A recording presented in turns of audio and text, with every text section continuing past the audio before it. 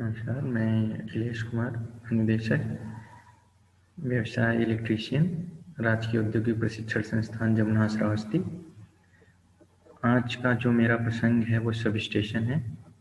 आज हम देखेंगे इस प्रेजेंटेशन में कि सब स्टेशन में क्या क्या चीज़ें लगी होती हैं, क्या काम करती हैं, इनकी आवश्यकता क्यों है, इन सब के बारे में हम इस प्रेजेंटेशन में आज देखेंगे।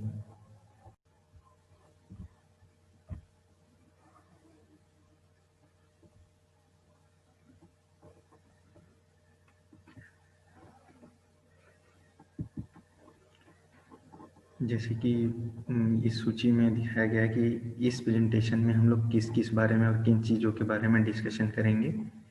जैसे सब स्टेशन क्या है, इनका क्लासिफिकेशन क्या है, सब स्टेशन का कंपैरिजन हम करेंगे, जो जितने भी टाइप के सब स्टेशन होंगे उसमें क्या क्या लगे होते हैं उपकरण। तो इन सब के बारे में हम आज इस प्रेजेंटेशन में डिस्कशन करेंगे। तो पहले है जैसे परिचय कि सब स्टेशन क्या है। तो सब स्टेशन जैसे कि आप सभी लोगों को पता है कि जो विद्युत का उत्पादन होता है वो किसी दूरस्थ क्षेत्र में होता है, चाहे हाइड्रो हो, न्यूक्लियर हो, थर्मल हो, और जो कंज्यूमर होता है वो किसी दूसरे एंड पे होता है, रिमोट लोकेशन से। तो उसके जो उत्पादन केंद्र से उपभोक्ता तक बिजली पहुंचाने के लिए हम लोग ट्रांसमिशन और डिस्ट्रीब्यूशन के नेटवर्क का सहारा लेते हैं।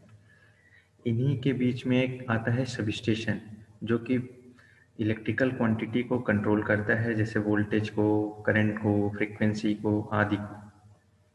तो सब स्टेशन में कई सारी चीज़ें लगी होती है, जैसे ट्रांसफार्मर हो गया, बस बार हो गया, आइसोलेटर हो गया, सर्किट ब्रेकर हो गया, आदि चीज़ें लगी होती हैं। इन सबके समूह को मिला के ही सब स्टेशन का निर्माण किया जा सकता है। पोल सब स्टेशन में ये चीज़ें देखी जाती हैं कि सब स्टेशन जो है वो लोड सेंटर के लोकेशन पे हो। जैसे जो कंज्यूमर है, सब स्टेशन ऐसी जगह हो कि उसके आसपास चारों तरफ कंज्यूमर हो, तो उससे क्या है, उसका जो रनिंग कास्ट होता है और इस प्लांट लगाने का कास्ट होता है वो कम हो जाता है। और सब स्टेशन इस तरीके से होना चाहिए आपका जो रिलायबल हो, मतलब मेंटेनेंस कम से कम हो उसमें, ताकि कि कंज्यूमर के एंड पे सप्लाई की ड्यूरेबिलिटी बनी रहे। ये एक व्यू है सब स्टेशन का। मैं यहाँ आप लोगों को समझाने की कोशिश करूँगा इस व्यू से।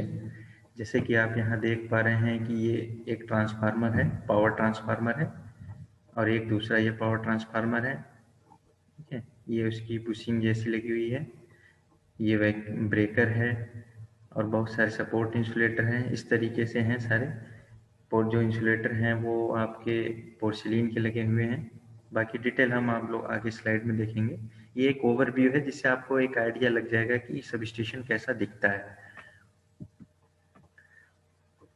अब हम देखेंगे कि सब स्टेशनों का वर्गीकरण।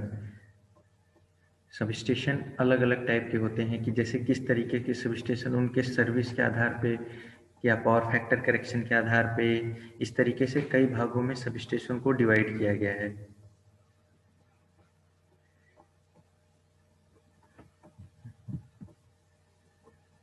स्विचिंग सब स्टेशन, जैसे वे सब स्टेशन जहाँ पे सिर्फ सर्किट को क्लोज, मेक और ब्रेक किया जाता है, यानी कि सप्लाई को आगे भेजना है या ब्लॉक करना है, ये सब स्टेशन सिर्फ स्विचिंग करते हैं। मतलब एक तरह से किसी भी लाइन में अगर सप्लाई फ्लो हो रही है बड़ी लाइन में, तो उसको ये कंट्रोल करते हैं। मतलब वोल्टेज तो उनका समान रहेगा, बस उनको चालू और बंद करते हैं। तो ऐसे सब स्टेशनों को स्विचिंग सब स्टेशन कहते हैं।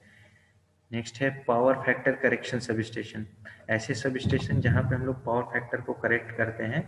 पावर फैक्टर मैक्सिमम 1 हो सकता है। अगर इंडक्टिव लोड की वजह से या कैपेसिटिव लोड की वजह से पावर फैक्टर लीडिंग या लैगिंग होता है, तो हम इन सब स्टेशनों के माध्यम से पावर फैक्टर को करेक्ट कर सकते हैं। तो बड़ी लाइनों में जो power factor correction sub station होता है, नॉर्मली रिसीविंग एंड पे होता है, और ज़्यादातर हम पावर फैक्टर करेक्शन के लिए सिंक्रोनस कंडेंसर का उपयोग करते हैं।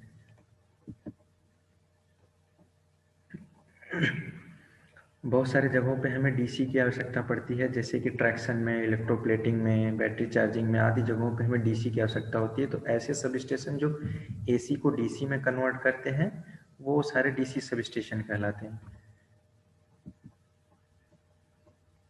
अब हम देखेंगे उनकी विशेषता के आधार पे कि इन सब स्टेशन कितने टाइप्स के होते हैं। अभी तो हमने देखा था कि सर्विस के आधार पे कितने टाइप के होते हैं। अब हम देखेंगे कैरेक्टरिस्टिक्स के हिसाब से कि कैसे होते हैं, जैसे कि indoor sub station, outdoor sub station, underground sub station, कई टाइप के हैं। जैसे indoor sub station, indoor sub station normally 11 केवी तक बनाए जाते हैं और वे ऐसी जगहों पे बनाए जाते हैं जहाँ पे स्पेस की कमी हो, वहाँ पे हम लोग इंडोर सब स्टेशन बनाए जाते हैं। या ऐसी जगहों पे बनाते हैं जहाँ पे पोल्यूशन काफ़ी ज़्यादा हो, तो वहाँ पे हम लोग इंडोर सब स्टेशन बनाते हैं। मैंने एक इमेज दिखाई, यहाँ पे चित्र दिखाया है जो इंडोर सब स्टेशन का है। इस सब स्टेशन के अंदर ही आपके सारे कंट्रोल सर्किट और ट्रांसफार्मर होंगे। Outdoor sub station, outdoor sub station सामान्यतः 11 केवी एंड अबव ही होते हैं। इसमें क्या है कि सभी चीज़ों मतलब क्लियरेंस जो होगा सभी चीज़ों में ज़्यादा होगा। फेस टू फेस की बात कर लें या ट्रांसफार्मर सर्किट ब्रेकर की बात कर लें, इन सब के बीच में जो फेस टू फेस क्लियरेंस होगा वो काफ़ी ज़्यादा होगा।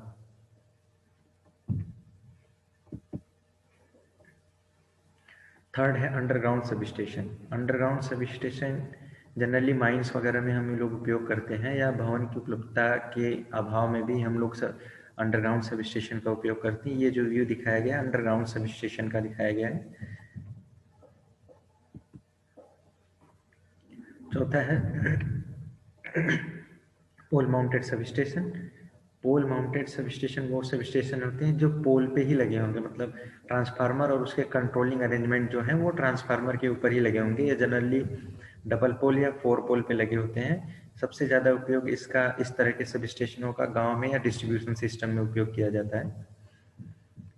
यहाँ पे जैसे चित्र में दिखाया गया है, एक सब लाइटिंग अरेस्टर लगे हैं, फ्यूज हैं और आइसोलेटर भी हैं, और ये एक ट्रांसफार्मर लगा है, एक ऑपरेटिंग हैंडल लगा है। मतलब इसके माध्यम से हम लोग यहाँ से ही सप्लाई को चालू और बंद कर सकते हैं मेंटेनेंस के कंडीशन में। इंडोर और आउटडोर सब स्टेशन में कंपेरिजन देखेंगे हम। इंडोर और आउटडोर में जैसे कि इंडोर सब स्टेशन में आपको जगह कम चाहिए होगा, लेकिन आउटडोर सब स्टेशन में आपको जगह ज़्यादा चाहिए होगा। और इसका जो इरेक्शन टाइम होगा इंडोर का वो काफ़ी ज़्यादा होगा, क्योंकि वो कम स्पेस में कॉम्पैक्ट है और कॉम्प्लिकेटेड है। लेकिन आउटडोर सब स्टेशन में स्पेस का इशू नहीं है, तो आप इसे इजीली इरेक्ट कर सकते हैं। फ्यूचर एक्सटेंशन आउटडोर में आसान है, जबकि इंडोर में थोड़ा डिफिकल्ट है क्योंकि स्पेस का इशू है। फॉल्ट फाइंडिंग आउटडोर में ईजी है क्योंकि सारी चीज़ें खुली आंखों से दिखती है। इंडोर में थोड़ा डिफिकल्ट है क्योंकि वो सारी कॉम्पैक्ट हैं। Capital cost outdoor substation का लो होता है, जबकि इंडोर सब स्टेशन का ज़्यादा होता है। ऑपरेशन में थोड़ी कॉम्प्लिकेशन है, आउटडोर सब स्टेशन थोड़ा डिफिकल्ट होता है और इंडोर थोड़ा इजी होता है। Fault probability of fault escalation इसमें आउटडोर में कम होता है क्योंकि इनमें क्लियरेंस ज़्यादा होता है, और इंडोर में फॉल्ट की प्रोबेबिलिटी थोड़ी ज़्यादा होती है क्योंकि इसमें स्पेस का थोड़ा इशू रहता है। तो ओवरऑल दोनों इंडोर और आउटडोर का अपना अपना इम्पोर्टेंस है। कहीं जहाँ पे स्पेस का इशू नहीं है वहाँ आउटडोर सब सुटेबल है, और जहाँ पे स्पेस का इशू है या जहाँ पोल्यूशन ज़्यादा है वहाँ पे इंडोर को प्रेफरेंस दिया जाता है। Transformer based sub station generally इसमें 4 टाइप का दिखाया है कि step up sub station, primary transmission sub station, secondary transmission sub station और डिस्ट्रीब्यूशन सब स्टेशन। ये एक पावर सप्लाई चेन दिखाया गया है जहाँ से ये जनरेटर 3 जनरेटर दिखाए गए हैं। जनरेटर हैं ये तीनों फेज के, ये किसी ट्रांसमिशन लाइन से कनेक्ट है, और यहाँ एक स्टेप अप ट्रांसफार्मर लगा है जो कि 11 केवी या 15 केवी को 132 220 400 या 765 केवी में स्टेप अप करेगा और इसे ट्रांसमिट करके किसी रिमोट लोकेशन पे कंज्यूमर एंड पे ये ट्रांसमिट करेगा। फिर वहाँ से स्टेप डाउन किया जाएगा इसको वोल्टेज लेवल 66 केवी या 132 केवी में। ये दोनों ट्रांसमिशन प्राइमरी ट्रांसमिशन है ये, और ये सेकेंडरी ट्रांसमिशन है। उसके बाद यहाँ पे प्राइमरी डिस्ट्रीब्यूशन है 33 केवी या 11 केवी, उसके बाद सेकेंडरी डिस्ट्रीब्यूशन है जो कि 400 या 220 केवी। तो जैसे जिस लेवल के कंज्यूमर होंगे उनको उस तरीके से सप्लाई दी जाएगी। अब हम बात करेंगे कि जो सब स्टेशन में क्या क्या इक्विपमेंट्स लगे होते हैं। सब स्टेशन में बस बार लगे होते हैं, एल्युमिनियम के बस बार होते हैं, कंडक्टर होते हैं, वो करंट कैरिंग कैपेसिटी और शॉर्ट सर्किट कैपेसिटी के हिसाब से उनका डिजाइन हो किया जाता है। तो बस बार में एक या एक से अधिक इनकमिंग सप्लाई हो सकती है, लेकिन उसमें जो उनका वोल्टेज लेवल होगा वो सेम होगा। और इनका आउटगोइंग बस बार भी एक हो सकता है और उसमें भी एक से अधिक सप्लाई हो सकती है, लेकिन उसमें भी वोल्टेज जो होगा उनका सेम होगा। तो जो सब स्टेशनों में बस बार के अरेंजमेंट होते हैं, एक तो सिंगल बस बार अरेंजमेंट होता है। सिंगल बस बार अरेंजमेंट में इनकी ड्यूरेबिलिटी कम होती है, क्योंकि अगर एक ही बस बार से मान लीजिए 4 फीडर कनेक्ट हैं, उस फीडर में से अगर उस बस बार में प्रॉब्लम हो गई तो चारों फीडर शट डाउन हो जाएंगे। दूसरा है 1.5 ब्रेकर स्कीम। ये सबसे पॉपुलर स्कीम है आज के समय में। इसमें 2 लाइनों को कनेक्ट करने के लिए 3 ब्रेकर उपयोग किए जाते हैं, जिसमें से हाफ ब्रेकर 1.5 ब्रेकर एक बस बार के लिए, 1.5 ब्रेकर दूसरे बस बार के लिए होगा। इसमें डबल बस बार अरेंजमेंट है।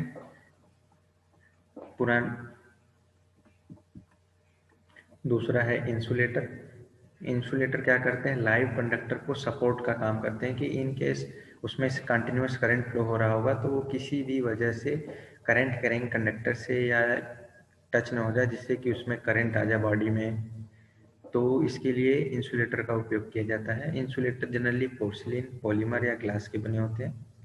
पहले ज़्यादातर पोर्सिलिन के होते थे, फिर उसके बाद ग्लास के हैं। ग्लास वाले जो हैं मोर पोल्यूटेड एरिया में यूज किए जाते हैं, और पॉलीमर सबसे लेटेस्ट में पॉलीमर का इंसुलेटर यूज किया जाता है, क्योंकि लाइट वेट होता है और इसका डाइलेक्ट्रिक स्ट्रेंथ भी ज़्यादा होता है, तो इसलिए आजकल पॉलीमर को प्रेफरेंस किया जा रहा है। Isolating switch.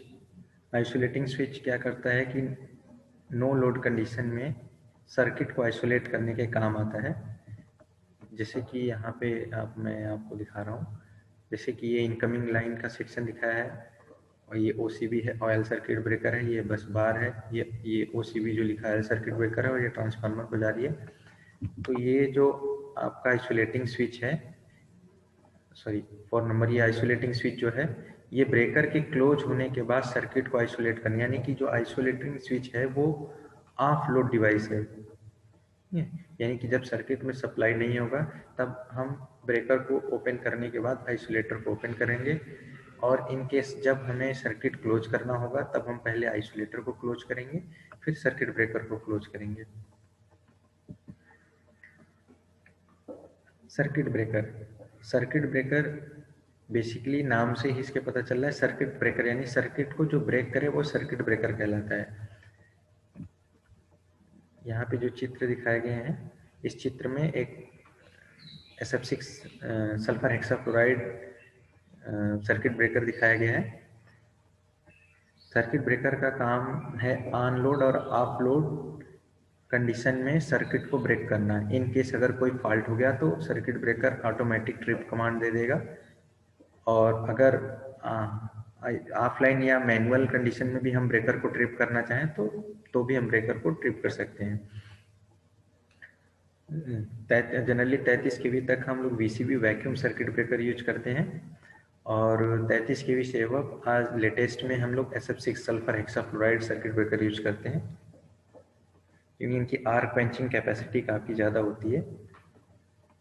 सर्किट ब्रेकर का जनरली नाम उसमें जो मीडियम होगा, आर्क क्वेंचिंग मीडियम, उसी के आधार पे उनका नाम पड़ता है। जैसे VCB मैंने बताया अभी आपको, VCB जो है वैक्यूम सर्किट ब्रेकर है, यानी इसमें जो आर्क क्वेंचिंग मीडियम होगा वो वैक्यूम होगा। और अगर SF6 sulphur hexafluoride circuit breaker है तो उसके अंदर जो आर्क क्वेंचिंग मीडियम होगा वो आपका SF6 गैस होगा। सब स्टेशन की जो सबसे कॉस्टली और इम्पोर्टेंट चीज़ है वो ट्रांसफार्मर है। ट्रांसफार्मर ही वोल्टेज के लेवल को अप और डाउन कर सकता है।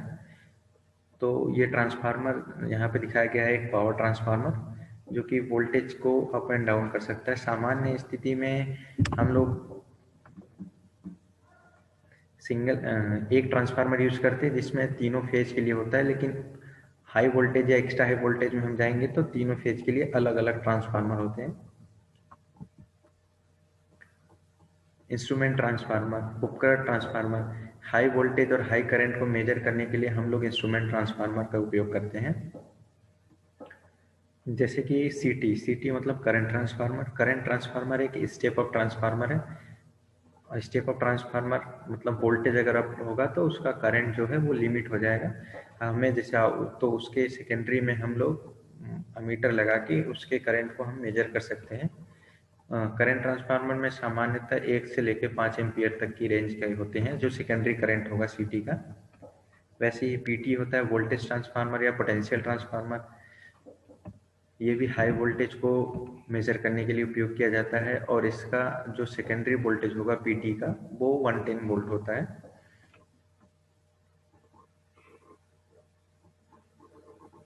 यहाँ पे पीटी के भी चित्र आपको दिखाया गया है।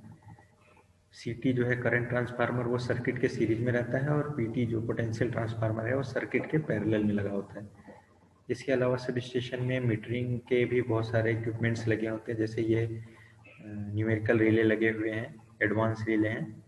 ये सारे पैरामीटर को मॉनिटर करते रहते हैं जैसे कि वोल्टेज, करंट, फ्रीक्वेंसी और फॉल्ट का क्या लोकेशन है या कौन से फॉल्ट हुए हैं, कितना लोड फ्लो हो रहा है, ये सारी चीज़ों को ये मॉनिटर करते हैं।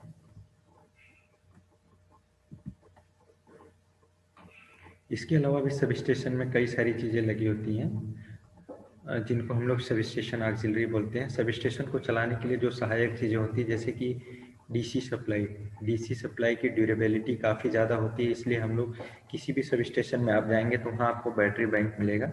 बैटरी बैंक क्या करता है कि जो डीसी की सप्लाई जहाँ जहाँ भी आवश्यकता होगी कंट्रोल सर्किट में या इमरजेंसी सर्विस के लिए वहाँ पे दिए जाते हैं। ऑयल हैंडलिंग सिस्टम क्या करता है, ऑयल को प्यूरिफाई करता है, उसमें से मॉइस्चर को निकालता है, उसके पीपीएम को मेंटेन करके रखता है। इसके लिए सब स्टेशन में ऑयल हैंडलिंग सिस्टम होना चाहिए क्योंकि सभी ट्रांसफार्मर में तो ऑयल ही फील्ड होते हैं। इल्यूमिनेशन हो गया, कंप्रेस्ड एयर सिस्टम हो गया। कंप्रेस्ड एयर सिस्टम वहाँ पे चाहिए जहाँ पे आपके पास एबीसीबी हो, एयर ब्लास्ट सर्किट ब्रेकर। जहाँ पे उनका एयर ब्लास्ट सर्किट ब्रेकर होगा वहाँ पे कंप्रेस्ड एयर सिस्टम होना चाहिए। सर्विस वे होना चाहिए, फायर एक्सटिंग्विशर आदि, ये सब जो हैं वो मिसलेनियस हैं लेकिन ये भी अपनी अपनी जगह इम्पोर्टेंट है।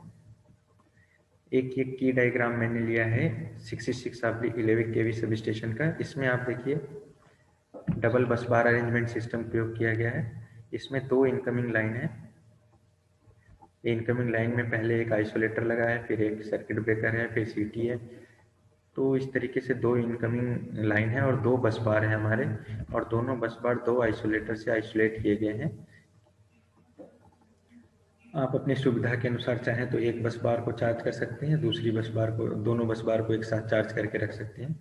इसमें जो बस बार है हमारा ACSR है 260 mm स्क्वायर mm का aluminium conductor, steel reinforce conductor है। इस जो करंट यहाँ पे जो सीटी लगी हुई है उसका रेटिंग जो है 800/1, यानी कि इसका प्राइमरी जो करंट होगा अगर 800 एम्पियर होगा तो सेकेंडरी में जो करंट है वो 1 एम्पियर के आसपास होगा। और यहाँ पे जो सर्किट ब्रेकर लगे हुए हैं वो OCB है, यानी ऑयल सर्किट ब्रेकर है। ये बस कपलर एक यहाँ लगा हुआ है। बस कपलर का काम है दोनों बस को कपल करना। दोनों बस को कपल करके रखने से क्या है कि दोनों का जो बस बार का वोल्टेज है वो ऑलमोस्ट सेम रहेगा। मेंटेनेंस कंडीशन में इसे ओपन करके एक सर्किट को हम सर्विस में लेते हैं। इसी तरीके से ये इसके सारे आउटगोइंग फीडर को भी यहाँ दिखाया गया है।